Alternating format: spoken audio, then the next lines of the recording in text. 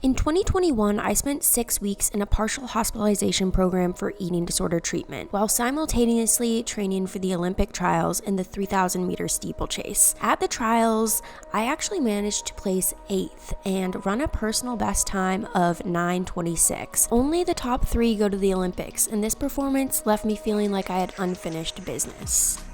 It's been 3 years, and I've continued to work towards my fitness and performance goals, as well as working through the fears and limiting beliefs that set the foundation of my eating disorder. There have been many highs and lows, and injuries, recoveries, cross-training hours, frustrations, amazing races, and big breakthrough performances, but also disappointments and heartbreak. But after everything, my love for running remains strong, and it's an Olympic year. So it's time to get back on the track.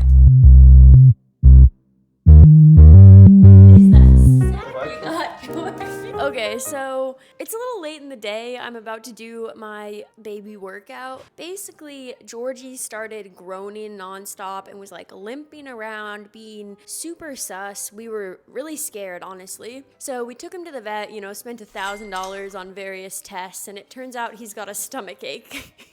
Anyways, Georgie's doing good, but they did inject him with some fluids because he was dehydrated. So he has like a huge fluid sac. Best $1,000 I've ever spent in my life, honestly. I was so worried. He gets territorial, so if I touch Allie, you can hear him bark.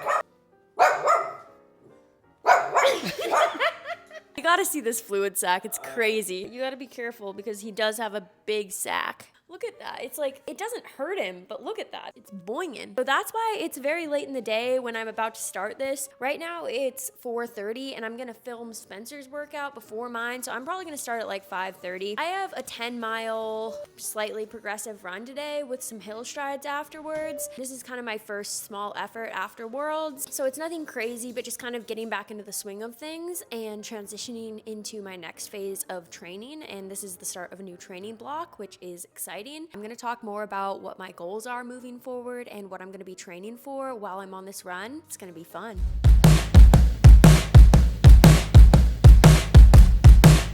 Spence just ran a mile all out, and now he immediately hopped on the bike and is filming me, so props to him. While we're going, Spence is just going to ask me some questions mid-run interview.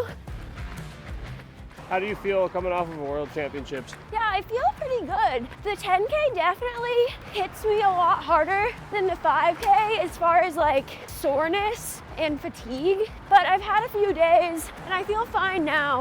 In general, I'm feeling good because I'm happy about how Worlds went. I don't feel injured and I'm excited for what's coming next. I got a confidence boost from my performance at Worlds.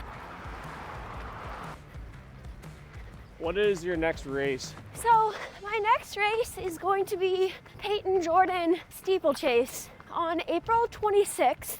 I'm gonna try to qualify to the Olympic trials and therefore try to take a shot, whatever little shot that I have at making the Olympics this year. I wanna shoot it. We're gonna do a full track season, just see what happens. I haven't been on the track in so long, but I really feel like I have unfinished business there because in 2021, when I ran my steeple PR, my mindset going into that race was so bad and my confidence was so low that I think I can actually do a lot better. Crazy stuff happens at the Olympic trials, so if I can just get to the line, you never know what might happen.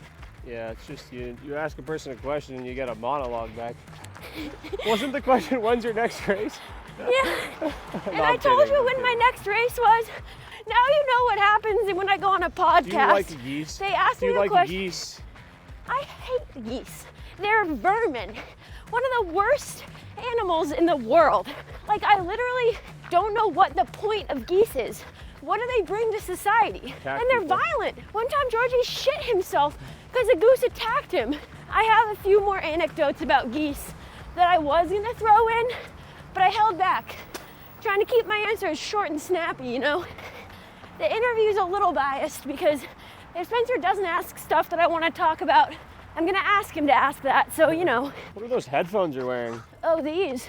You may see that I'm wearing some open air headphones. Happen to be Shox headphones. They're one of my new long-term sponsors, so thank you to them for sponsoring this video. I love them because you can hear everything that's going on around you. I can hear Spencer this whole time, but you can also listen to music or a podcast while you're running, and they also stay on your ear super well. These Shox open fit headphones use direct pitch technology and an open ear design, but they do not compromise on the sound quality. They provide up to 7 hours of battery life with a single charge and 28 hours total listening time with the charging case. And a 5-minute charge provides 1 hour of listening. They're also IP54 water resistant, so you can sweat in them and you'll be completely fine. Just a safe, comfortable listening experience while you're working out. Thank you, Shox, for sponsoring this video, and if you'd like to try it, please go to the link in my description and use my code for a discount. Now, let's get back to the video. So what the heck are you doing right now for this run?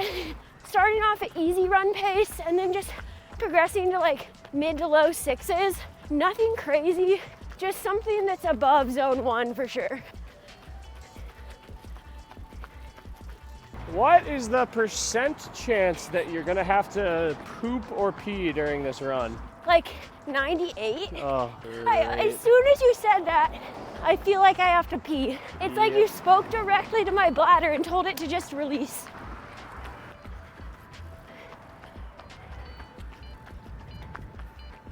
Yay. We'll see how she takes to getting passed by someone here. I guarantee you she's gonna start getting competitive. Oh, that guy peeled off. Shout out to the guy on the bike right there. Took everything in me to not race that guy. You would have raced him if he kept going. I was honestly excited to just kind of like really surge past him. Do you actually want to race a 5K against me? Yeah, 100%. Race against you could be optimal. Oh gosh. Optimal training. What was your mindset like during the World Championships in cross country? It's great.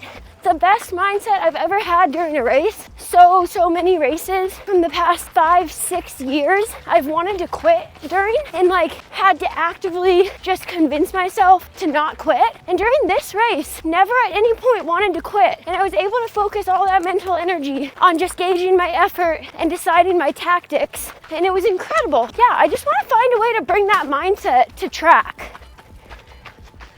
How is your training going to change going into the track season? It's going to start being one beefy track workout per week where I'm doing longer reps at pace and then one threshold session a week, mainly on the uphill treadmill. So that's the plan. Over the next 3 months, I'll be documenting my training and preparation in an attempt to make the US Olympic trials and have a shot at the 2024 Olympic team. And my first race is in 3 weeks, so subscribe and keep up with the entire journey.